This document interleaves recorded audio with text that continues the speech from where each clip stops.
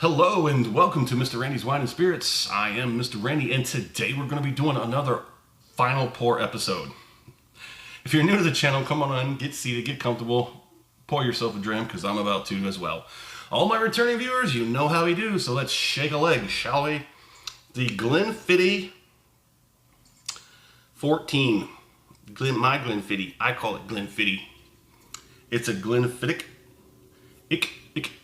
So there's always been that debate about how do you pronounce it properly. I've heard it said both ways, Glenfiddich and Glenfiddich. I've heard more people pronounce it as a Glenfiddich. So I think we're just going to take the side of the majority and say that's fine. Cork pop. Oh, it's so weak. It's so weak. Final pour. Oh, I hit that one pretty good. It's a little low. It'll be okay. It's okay. That's a little bottle. It was hard to judge that final pour out of the bottle. So this is a 14. This is a 375. It does come in at 43%, which is actually nice. I mean, the regular 40s are not that bad.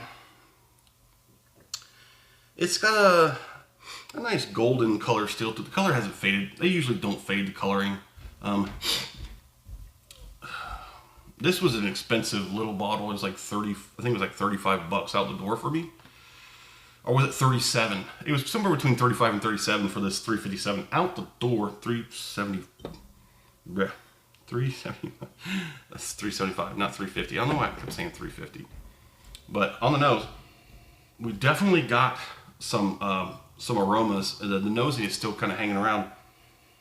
There's plenty of ethanol still kind of lingering. So I do a 3-part review.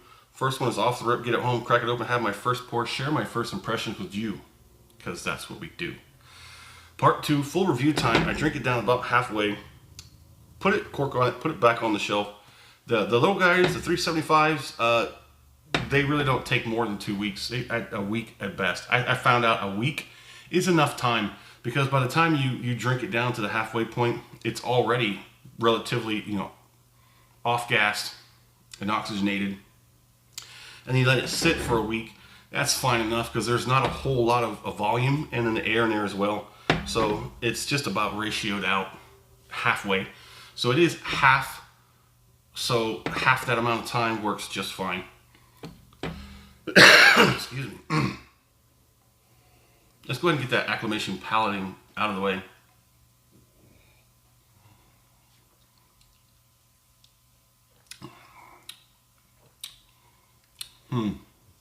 It's definitely turned down somewhat, but not completely all the way out the door yet. Yeah, this bottle's gonna be out the door here in just a minute. There's not a whole lot going on. Let me go ahead and get that next one. And I gotta be careful because there's almost not enough.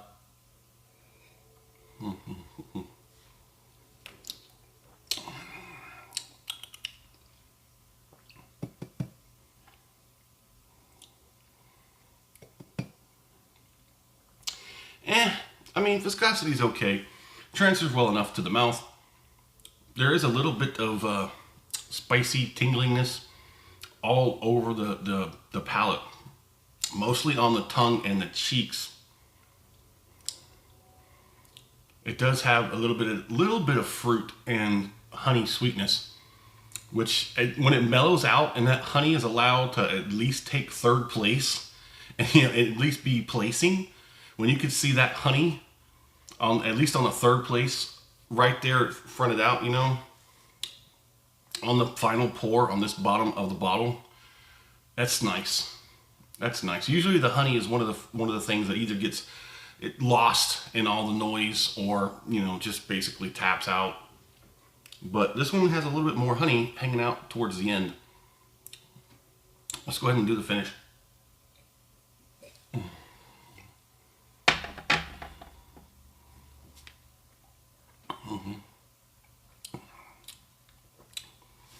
If you like the video, go ahead and hit that thumbs up button.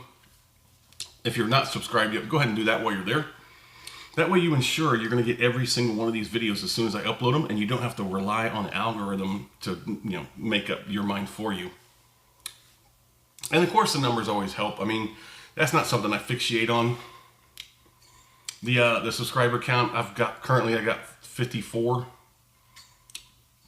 Got pretty crazy at the end of 2025 during December. That's like for everyone, it's the same deal. I picked up a few more earlier in 2026. Now we're sitting at 54. I've got I don't know, like 600 to 700 videos in my library. The only time I really drink is when I'm doing a review and making the videos. Of course, I have to drink them down between these sections where I do the reviews. So part 1, part 2, part 3. So between here, I have to drink it off camera, but that's fine. I come home in the evening, I sit outside on the porch, watch the sun go down, and I'll have a pour, maybe 2. It's a pretty decent finish. It's a little better than a decent finish. I'm getting I'm getting some heat building up back. It's not quite a 2 out of 5, but it's definitely trying to push that too. The cheeks are probably taking second place here. The tongue is dead last.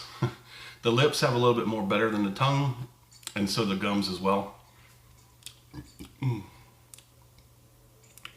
Now I've had the 12 and I had the 14. I'd probably say I would prefer the 12, and I found that out more often than not. I choose the 12 over anything higher than a 12, and sometimes I choose the 10 over the 12 because I do like a little bit of that roughness as a character, and I believe that it adds character. And when, like in an Irish whiskey, when you triple distill the spirit, you're stealing those rough edges and you're stealing the character. But sometimes when you leave a spirit in a barrel for too long, it does the same thing.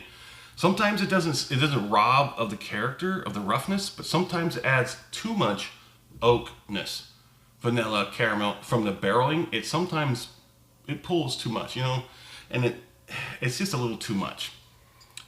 So the 14 is okay. I didn't like it at a few points during this bottle. It's a small bottle. It didn't take too long to travel through these points, but there was a couple of places right here between off the rip and the full review. I didn't like it. It was too oaky. Like I said, it's too oaky, and then got down to here. It's like it got better. So it happens. Sometimes you get something that's better the first half of the bottle, and then you get one that's better the second half of the bottle. Very rarely do I get one that's a through and through, from off the rip to the final pour. It's all the same. So this is a pretty good one, 14, but it did have to wait till it got down past the halfway mark in order for it to actually show me what it had to offer. And I sort of changed my mind on my score and review. So whatever it was I gave this, just maybe give it 1 up. You know what I'm saying? Just bump it up 1. That way, because the first half of this bottle, this is probably the one you could split in half after you crack it open, split it in half into another bottle, and let it sit for like a week, 2 weeks, whatever. And then you can go ahead, you can pour them back in the same bottle if you like, and enjoy it that way. Because like I said, the second half of the bottle was where it was at, where it was all good. So it just takes time to open up sometimes, and it's a better libation. But there it is. Go ahead and hit me up in the comment section. Tell me where you're at. What are you drinking? What's going on in the world of libations around you? Have you had a Glenfiddich? Yes, Brian. Glenfiddich. I got it. Glenfiddich. Brian. Bibulus Brian. Yes. Glenfiddich. Let me know in the comment section. And as always, thanks for stopping by here at Mr. Randy's Wine and Spirits. It turned out to be a better one.